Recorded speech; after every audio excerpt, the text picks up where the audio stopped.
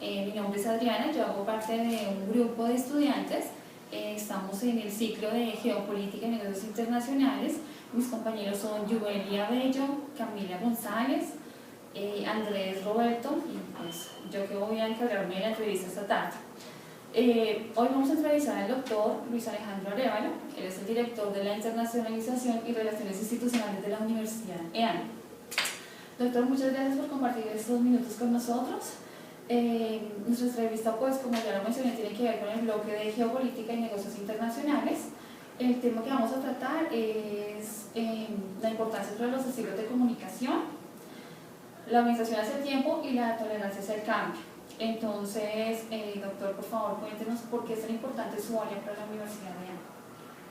Bueno, pues la internacionalización es de crucial importancia para cualquier universidad, no solo porque la universidad por definición ya es el espacio de la internacionalización, es decir, el conocimiento universal que se actualiza día tras día, mes tras mes, año tras año, es el que hace posible que hagamos el ejercicio de la academia, el ejercicio universal de la educación superior.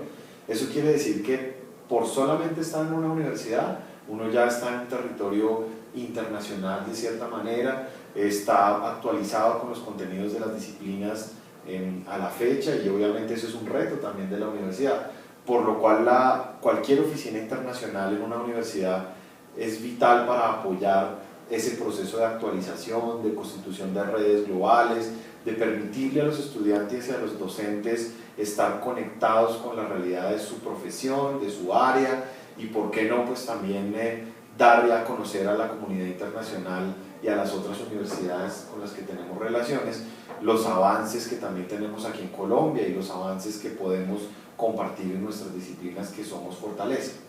Por supuesto. Doctor, por favor, pues dando ya entrando un poco en nuestro tema, respecto a los estilos de comunicación, doctor, ¿cuál sería su opinión sobre la importancia de la comunicación en los negocios internacionales?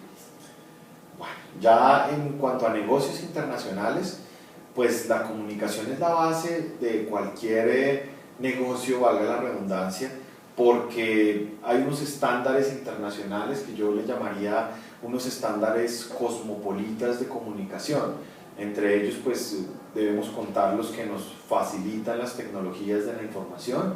Obviamente están los mails, que sería pues una herramienta en este momento ya un poquito cada vez más en desuso, hay que decirlo, para los negocios internacionales. Estarían las videoconferencias, que digamos que son una herramienta muy útil porque reemplazan ese cara a cara que genera confianza en las audiencias internacionales, con todo lo que tiene que ver con el lenguaje no verbal. Nuestros interlocutores en cualquier otro país se pueden hacer una mejor idea de la seriedad de su interlocutor, de la coherencia, de la transparencia de lo que se le está ofreciendo o las oportunidades de negocio que se están explorando. También existen pues todo lo que tiene que ver con las redes sociales, que hasta cierto punto a un nivel informal y formal van cobrando cada vez más importancia.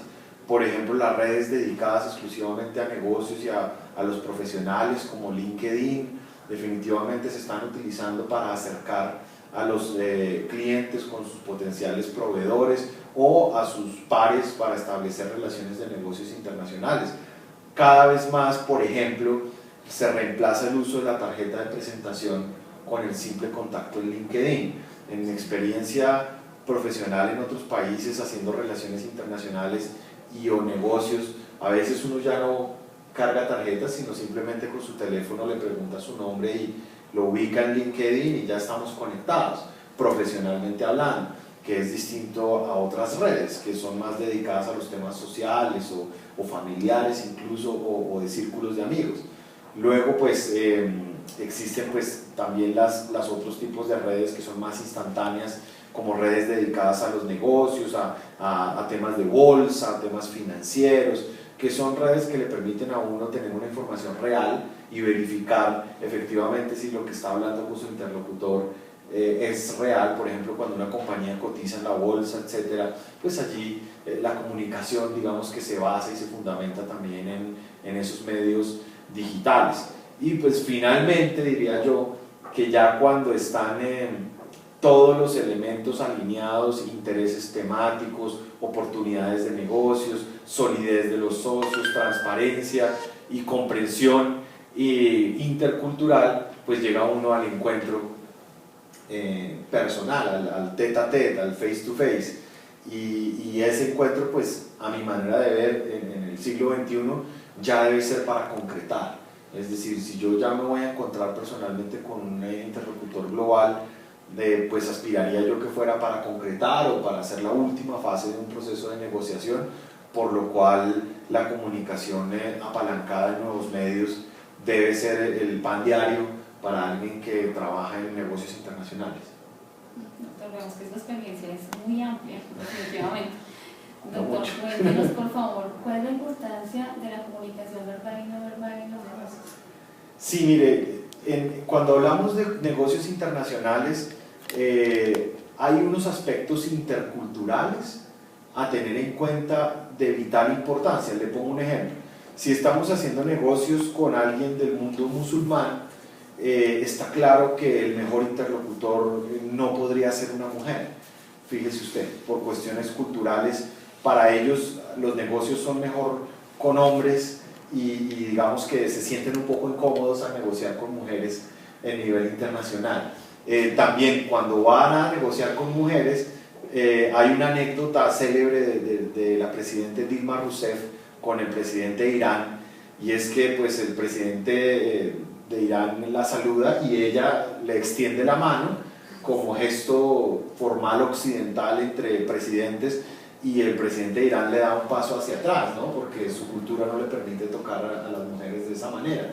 Sí. Entonces, obviamente el lenguaje no verbal juega mucho, por ejemplo con los orientales, con los japoneses, con los chinos. El lenguaje no verbal es clave. Ellos siempre hacen una reverencia, una venia, como un gesto de saludo y de aprobación, y nosotros quizás ese gesto no lo tenemos. Nosotros vayamos a tocar la mano, para ellos puede ser un poco más ya cuando hay mayor confianza, y pues obviamente gestos como levantarse de la mesa en una charla, en una conversación como esta con una audiencia internacional, pueden ser mal interpretados, pueden ser vistos como un gesto un poquito rudo, un poquito como que no se ajusta a los estándares cosmopolitas. También el tema de mirarse a los ojos en ciertas culturas es agresivo, en ciertas culturas no es deseable hacerlo. Digamos que hay que conocer obviamente su interlocutor, el contexto en el que uno está. Muchas veces interlocutores con el que usted quiere realmente hacer negocios lo ponen a hablar con su asesor, a pesar de que el interlocutor lo tenga usted de frente. Entonces usted se pregunta, pero bueno, yo vine a hacer negocios con usted, no con su asesor. Pero los modos culturales y corporativos en algunas regiones del mundo son diferentes. No obstante, hay estándares de comunicación no verbal que obviamente son etiqueta y diplomacia cosmopolita, y es lo que le permiten a uno pues el entendimiento intercultural, y son reglas mínimas de la comunicación no verbal, ¿no? ¿Cómo puede afectar una negociación el uso inadecuado del lenguaje corporal? Sí, depende del contexto, pero digamos que cuando uno habla de negocios, casi siempre es como una especie de partida de póker, ¿sí? Es decir, uno está haciendo un negocio internacional. Ahora, los negocios internacionales nunca suelen ser de poca monta, es decir, nunca suelen ser negocios pequeños. Casi siempre son negocios con cifras importantes, negocios que superan los $500.000 y que pueden ir de ahí para arriba pues cientos de miles de millones de dólares, y esos son negocios que vale la pena tener en cuenta, y por eso uno se traslada, y por eso uno explora otros países para hacer grandes negocios.